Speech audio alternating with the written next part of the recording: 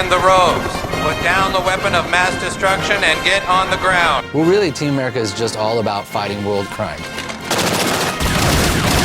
They believe that the whole world just loves them and that they are just the cops that everybody needs. Well, police, get down on the ground! They're the ones with the ships and the guns, so they're the ones that have to do it.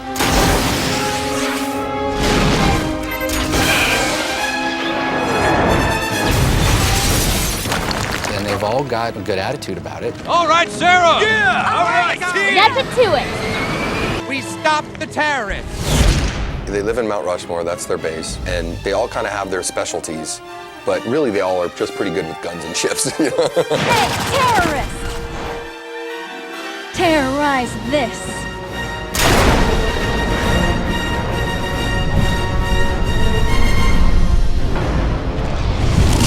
Hello, young man. Congratulations on a terrific performance.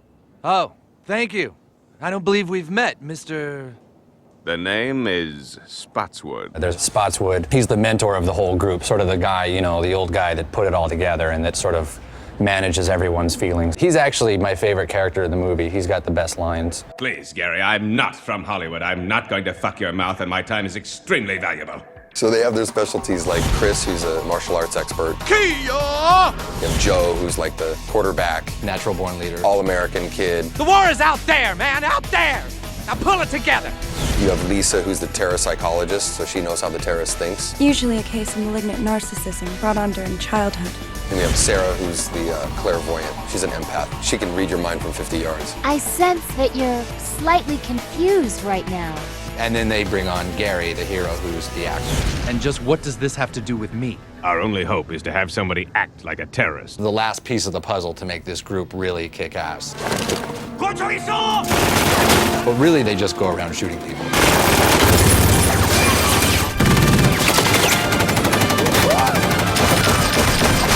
It was just like, wouldn't it be cool in this day and age of everything's computerized and everything's, you know, CG, it's like, it'd be cool to just take a giant step backwards, sort of like the same way we did with animation. Wait, I've got an idea. Because at the time, we were just like, yeah, that could be easy, like just make a movie with puppets instead of actors, and that sounded great. You know, looking at it, you think, yeah, that looks pretty easy, but once we got into actually doing it, we realized it's really tough. Action. Maury, catch him right in there. Pull him out. Ugh. They're really small, so they're really hard to have sex with. This isn't about sex, Gary. It's about trust. But we're gonna see if they'll mock one up that's a little bigger, because we were already running into a lot of problems with trying to have sex with these puppets. You can't be serious. Oh, I am serious. Look, this is my serious face. We're like, that's how we should do this, you know, take it totally seriously, because that's super funny. A big part of the movie is basically doing a big, huge Hollywood spectacle event movie, but with puppets. Basically, if you just took a Bruckheimer movie and made it with puppets, it would be the funniest. That was movie originally ever what made. we wanted to do. We wanted to redo Armageddon with puppets and not change a line. He basically does make comedy. I mean, it is just, he just doesn't realize it because he's a turd. Watching a puppet in a car go off a cliff and crash makes you laugh. Because you know there is this actual, real, physical little thing that got jacked up.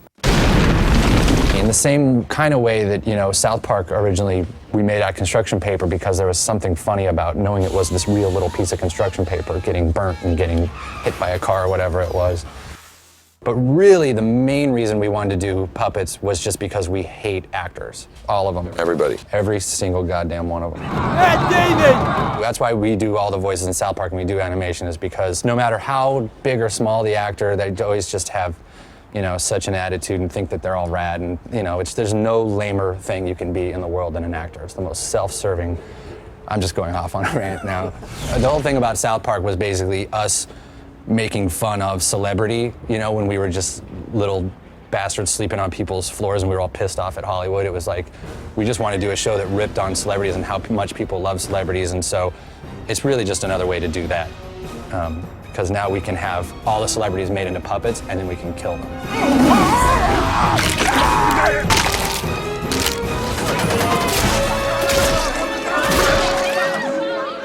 We're just trying to tell a real sort of serious story with real feelings and emotions. I promise, I will never die. But done with puppets, it'll it'll be fail funny. miserably because they're puppets. Yeah.